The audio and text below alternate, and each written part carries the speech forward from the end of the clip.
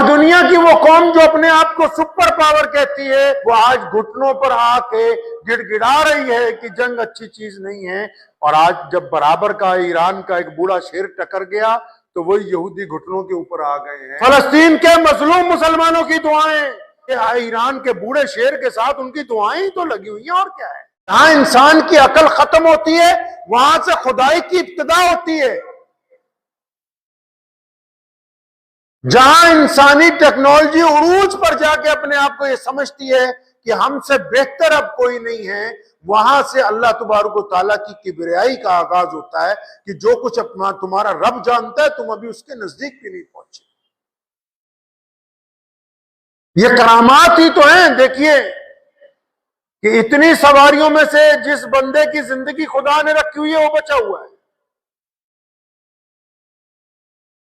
اور دنیا کی وہ قوم جو اپنے آپ کو سپر پاور کہتی ہے، جو کہتی ہے کہ ایک چڑیا بھی اڑ کے اس دیوار سے اس طرف نہیں آ سکتی، وہ آج گھٹنوں پر آ کے گڑ گڑا رہی ہے کہ جنگ اچھی چیز نہیں ہے۔ تو اس کا مطلب سب کچھ ٹیکنالوجی سے نہیں ہوتا، دعاؤں کے ساتھ جب بندہ میدان میں اترتا ہے تو اللہ کی مدد اس کے ساتھ ہوا کرتی ہے۔ اللہ تبارک و تعالیٰ اسباب پیدا کر دیتے ہیں۔ کائنات میں اللہ تعالیٰ کے لیے کچھ ناممکن نہیں ہے، اللہ اسباب پیدا کر دیتے ہیں۔ آپ اللہ پر یقین تو کریں، توکل تو کریں کم از کم۔ اب دیکھو نا، اسرائیل کے یہودی یہ کہتے تھے پوری دنیا میں کہ ہم وہ ہیں جن کو کوئی کچھ کر نہیں سکتا، اور وہ لگاتار ظلم کر رہے ہیں پوری دنیا میں، اور غریب فلسطینیوں کے اوپر لگاتار روزانہ ان کے اسپتالوں پر، بچوں پر، مسجدوں پر، وہاں جتنی عبادت گاہیں اور تھیں ان پر، گھروں پر، ساروں کو زمین دوز کر دیا۔ اور آج جب برابر کا ایران کا ایک بوڑھا شیر ٹکر گیا تو وہی یہودی گھٹنوں کے اوپر آ گئے ہیں۔ وہ یہ سمجھتے تھے کہ ٹیکنالوجی سب سے زیادہ ہے، لیکن ان کو یہ نہیں پتا کہ جس ٹیکنالوجی کے ساتھ بسم اللہ پڑھ کے میدان میں اترا جائے گا پھر دنیا میں اس کو روکنے والی کوئی دوسری طاقت موجود نہیں۔ اگر سب کچھ ٹیکنالوجی ہوتی، اگر سب کچھ دنیا والوں کے اختیار میں ہوتا، اگر سب کچھ سائنسدان ہی کرتے، تو پھر تو دنیا کے جن ملکوں پہ جن لوگوں نے اپنا قبضہ کر لیا تھا وہ کبھی وہاں سے واپس نہ جاتے، کہ وہ سمجھتے کہ ٹیکنالوجی ہمارے پاس ہے۔ دنیا کی ٹیکنالوجی سب سے زیادہ بڑی چیز نہیں ہے۔ ہاں، اچھے سائنسدان بننا اچھی بات ہے، اچھی سواریاں لینا اچھی بات ہے، لیکن سواری جو بہترین بھی ہو اس پر بیٹھ کر اللہ پر توکل رکھ کے سفر کا ابتدا کرنا، یہ سب سے بہترین۔ تو اس بات کو ذہن نشین کر لیجئے، اچھی طرح اس کو اپنے دماغ میں بٹھا لیجئے۔ ایک بات تو کریں گے انشاءاللہ، دعاؤں کی کثرت کریں گے انشاءاللہ۔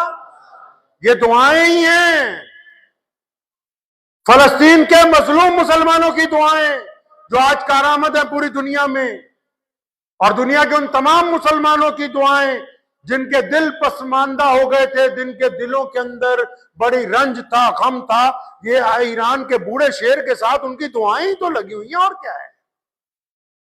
ورنہ دنیا تو آج بھی کہتی ہے کہ ہمارے پاس ٹیکنالوجی زیادہ ہے، ہمارے پاس طاقت زیادہ ہے۔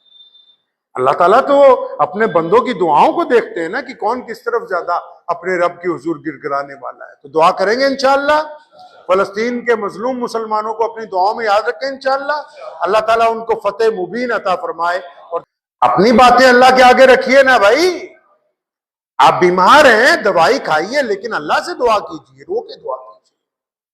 آپ کا کاروبار نہیں چلتا، اس کو ٹھیک کرنے کی کوشش کیجیے، لیکن اپنے رب سے دعا کیجیے بار بار۔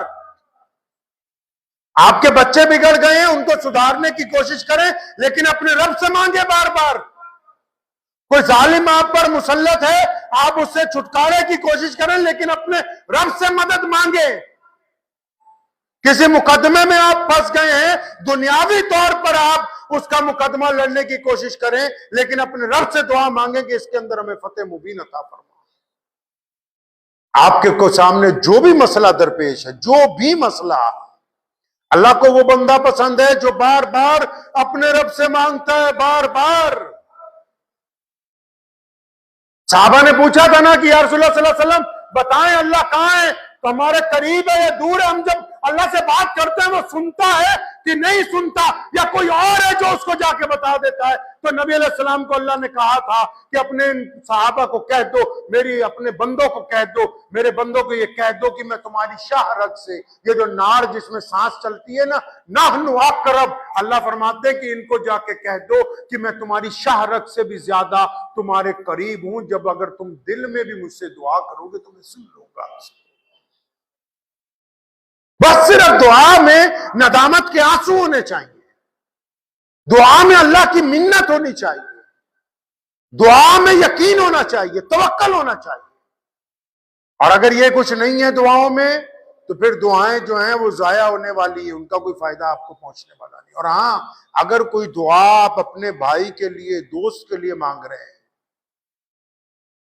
اگر آپ کسی اور کے لیے کوئی دعا مانگ رہے ہیں اور بڑی اخلاص سے مانگتے ہیں کہ اللہ فلاں غریب ہے، میرا عزیز ہے، اس کا بیڑا پار کر دے، یا اللہ فلاں میرا دوست بیمار ہے، فلاں رشتہ دار بیمار ہے، اس کو شفا دے دے، اللہ فرماتے ہیں اس کو تو دیں گے ہی دیں گے، اس کو بھی ساتھ میں وہ چیز دیں گے۔